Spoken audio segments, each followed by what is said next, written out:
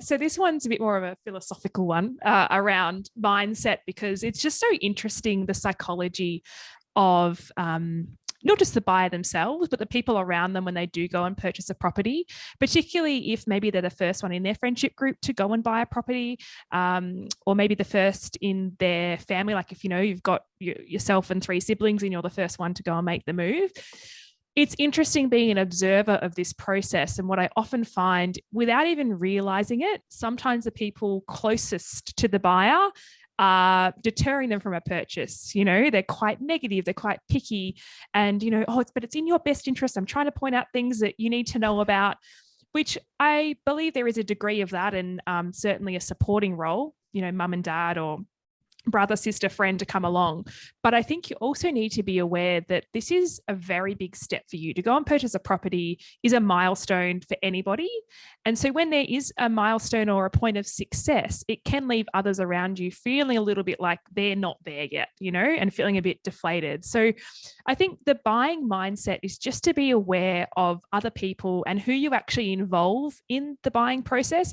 I know there's some buyers that we've worked with who haven't even told anyone that they're looking to purchase, because they just don't want to be influenced or have anyone in the process be across what they're doing. They just want to be independent and have a professional next to them and just trust in that process.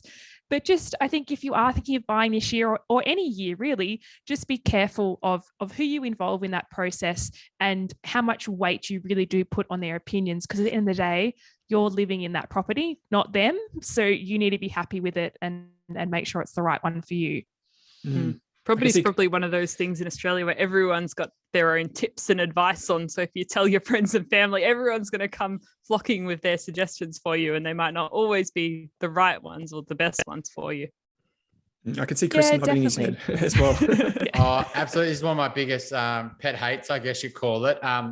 Family members getting involved and either creating even more anxiety and FOMO. You're not successful till you buy a property, so they can tell their friends and how successful their kids are. I think brothers and sisters, putting pressure on their other brothers and sisters to, follow them, or colleagues or friends, etc., giving them tips.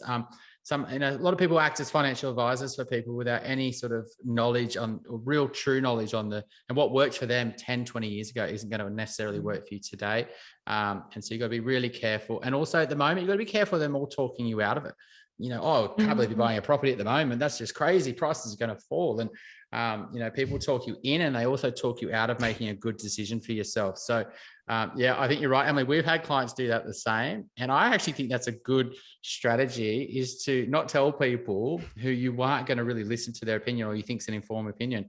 Because once they say it, you can't then just be like, well, no, I'm still going to do it anyway. You know what I mean? It's because you might say, but I think that's the good move. If you get the right people around you, you just focus on what's right for you.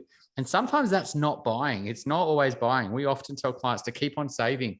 Maybe get a promotion with work, maybe actually, swap jobs, maybe, wait for that clarity with that new partner. Are you guys going to make it? Do you guys want to, wait 3 or 4 months and then, go in together? Like, there's lots of reasons why you might want to wait. Maybe, you're thinking about a job overseas. Maybe that's going to change everything. So it's not always a case of, maybe you should get your money working more than it's in the bank. Focus on what's right for you and your future.